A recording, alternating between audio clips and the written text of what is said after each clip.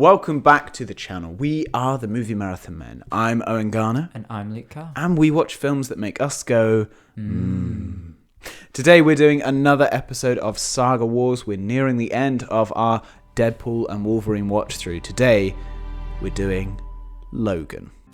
There's a man going round taking names. And he decides... So Luke, what are your initial thoughts on Logan?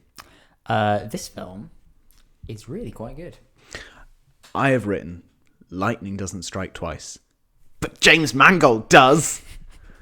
It's so good. He did. Both Writers and Actors and Producers Guild. He's been on strike several times. He's doing it all the time. It's always him. He's always leading it. No, what an amazing film this is. Yeah, it's incredible. Just one of the things is like amazing that this happened. Like, so we talked about it a lot in the last video of Deadpool opened the door for R-rated movies, comic book movies, not only to work well as a film, but also to perform well as a film. And this film does it as well. It's incredible. But it's only a year after, so it can't have been a case of they conceived this film after Deadpool. They can't have seen the success of Deadpool and gone, oh, right, we got to quickly put something together. They're not responding to a trend.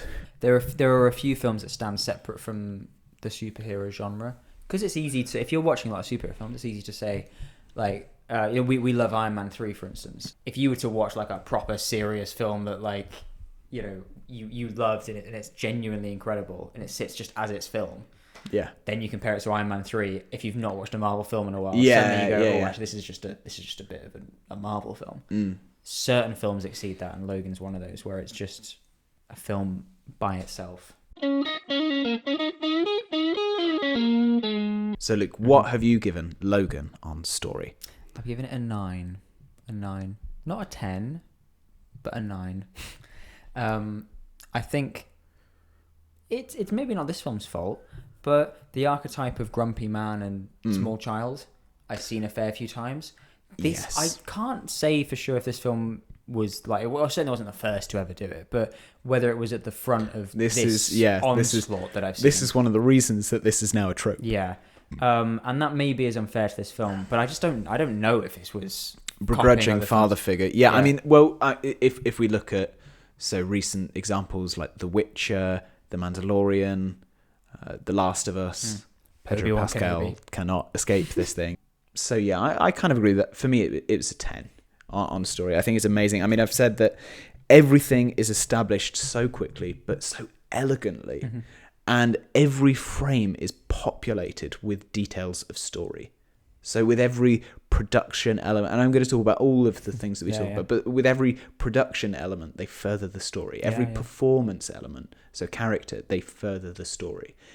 Every part of this is sort of driving you in one direction. That not a frame is wasted.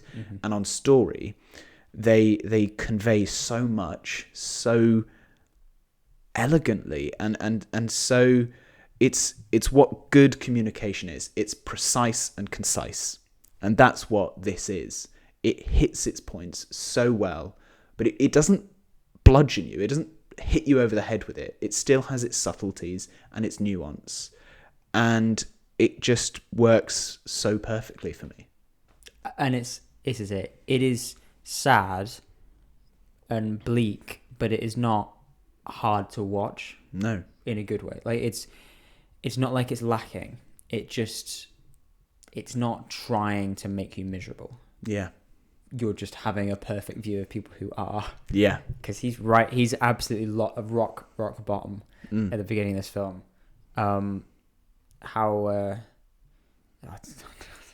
don't want to say what I was going to say. Please say what it was. How low can you go?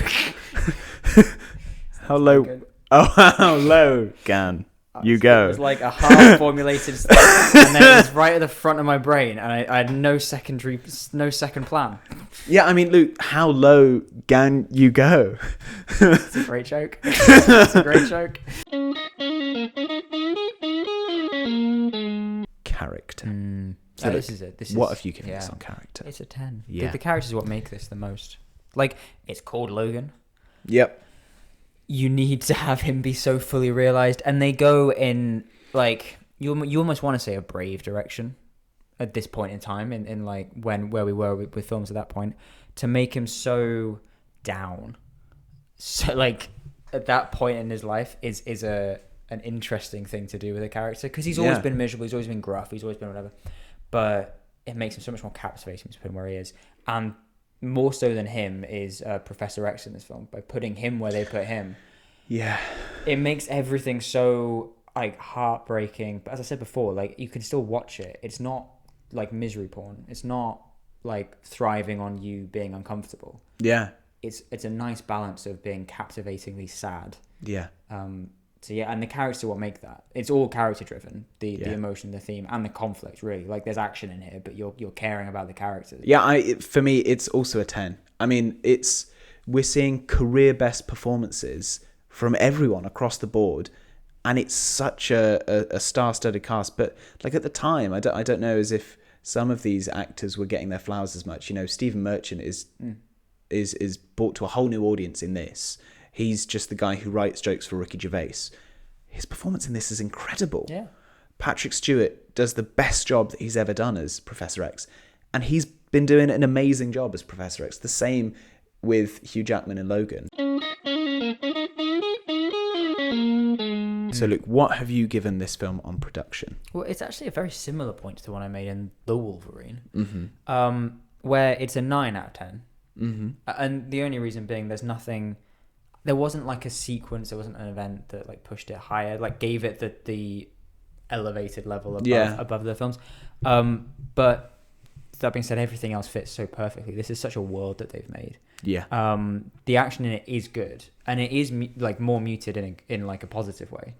Yeah, I mean, there is one scene though in the woods. The way that is shot is incredible. There's a sort of long take that we see there that's incredible, and that always in an action scene.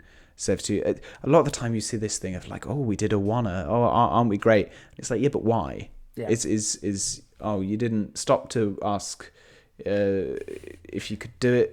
You should have asked why. I murdered that. God, that was horrible.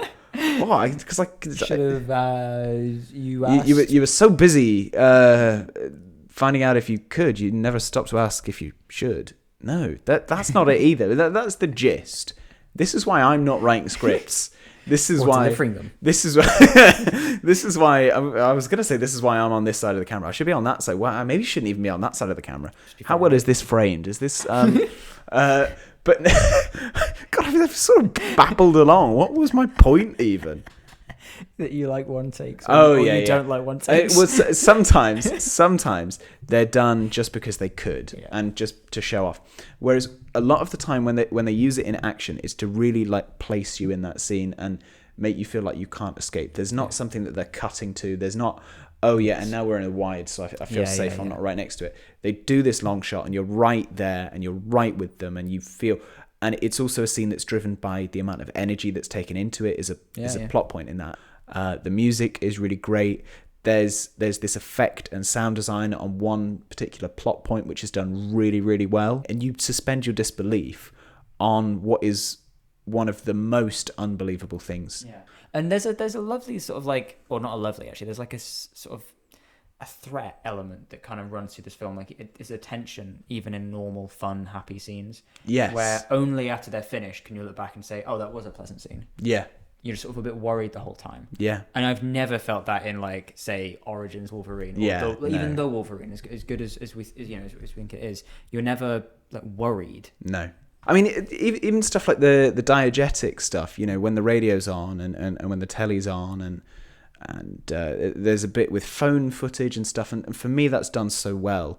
And the way that the phone footage works as a story device, as a sort of exposition, a sort of tool of exposition, works really, really well. And there are just all these sort of parts of the production. It's for me, when a production is a 10, is when they've sort of, what has made the art better is that every process, every intention behind their action of actually making the film serves to further the artistic vision. that they want to present to us. And I feel like the production does that all the time here. It looks incredible. It sounds incredible. The costumes are incredible. The props, the sets, everything. It all adds to tell you more of the story and to create more of a vibe and more of a tone. So for me, it is a 10. It's staying a 9. I'm not giving it a 10. I can't believe that. I mean, rewatch. Yeah, and this is actually slightly harder because you can sort of answer this in a way, because I did watch this and then I didn't rewatch it for 7 or 8 years Until now. And I don't actually know how much longer I would have gone without watching it if we weren't doing this video, because I loved this film when it came out. It was not like I was too young to appreciate it or any of this sort of stuff. I loved it, and I told everyone how great it is, and all these lists of like, what's the best ever superhero film? I've always said, oh, Logan's right the way up there. It's one of the best ever. Yet I never sat down and rewatched it. No, I mean, I'm sort of, our scores always kind of mirror each other in mine, usually just a little bit. So I've given it an 8 for pretty similar reasons. I mean, it's maybe a bit of a bummer to end on in this saga. Like you kind of watch it and it's an incredible film, but I don't know if you want to watch it at the end. I will say it's not in my saga watch through of the X-Men movies. What I'll say is the criticisms I have for it being on a rewatch, I don't have for it being on a first watch. No. I don't think it's a hard watch, actually. No. It's not too sad, it's not too depressing, it's not gory or violent or slow-paced or anything. And the fun of seeing such a dour sort of situation played out how it does is intriguing on the first watch. On a rewatch, it's just hard. For something about it just doesn't make you want to watch it. It's like, it feels like it's a chore to watch it, and then when you watch it, isn't. To actually sit through it. I did watch this as soon as I woke up today. I watched this at 8 a.m. So as intended. And as intended. And I didn't find it difficult to watch. No, it's not. It's not difficult. But it was finding that mental space to actually sit there and press play. Well, let's move on to our final category, and this is a category we've made up. It's our what is special about this film? It kind of has that thing that you just can't quite put your finger on. It's got. Should go.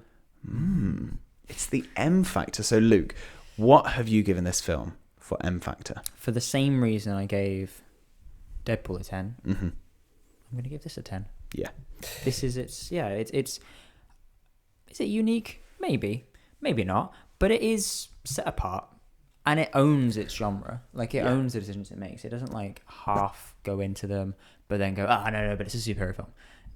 It doesn't sort of shy away from the bad stuff. It gives it that 18, that R rating that allows it to really explore what it needs to explore.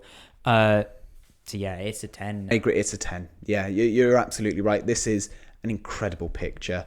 It is an R-rated comic book movie that paved the way and set the standard for other movies that want to achieve this, but nothing has yet, and it maybe nothing else will. It makes the DC universe look silly. Yeah. Like, it makes it look so corny that they're trying to be serious, and this one just did it in such a subdued way. Yeah. That watching like Man of Steel or Batman vs Superman or any of those types of films where we're the serious superhero films, they seem so ridiculous now compared to Logan. And this film, it creates a new landscape of storytelling in a waning genre. Yeah. This is that superhero fatigue is not a real thing.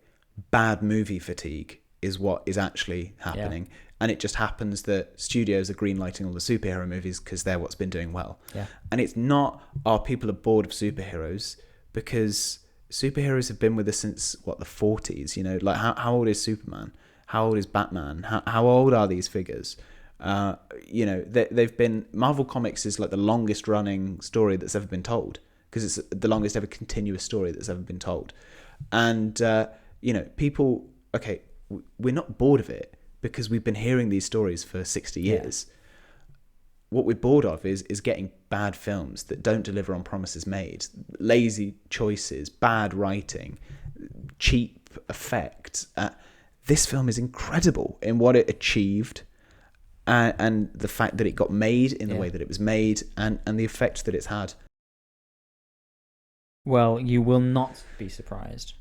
This is the highest rating critics and audience of all of the films we've discussed, and to spoil it, we'll discuss. Yeah. 93% critics. Wow. Which, yeah, I mean, it's, for a superhero film, is astounding.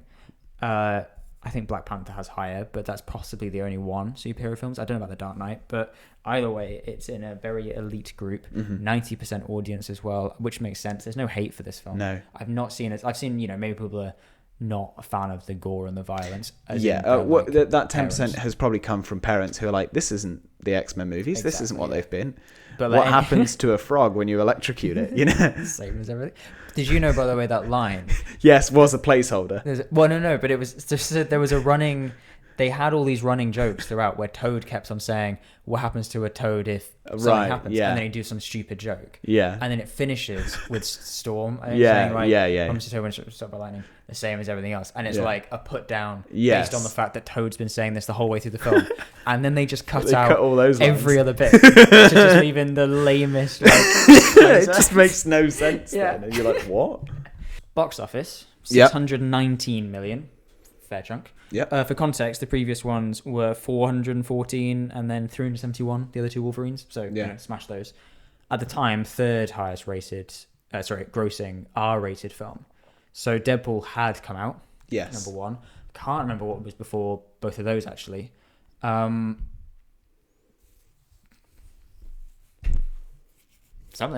I'll put it on screen. Yeah.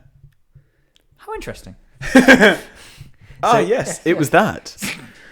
So at this point in time, you had Deadpool 1, this 3. And 2, of course, as we know, was... I mean, it's not going to be a great mystery, but let's ask our final question. As we always end these episodes, is Logan a watch or not? What, you say no mystery. I will put you out of the mystery. Yes, it's a watch. Yeah. But it is, of course, it's not a given. No, actually, you are right. It isn't. Yeah. It is sort of in the future, and it is like by itself. Because it's not.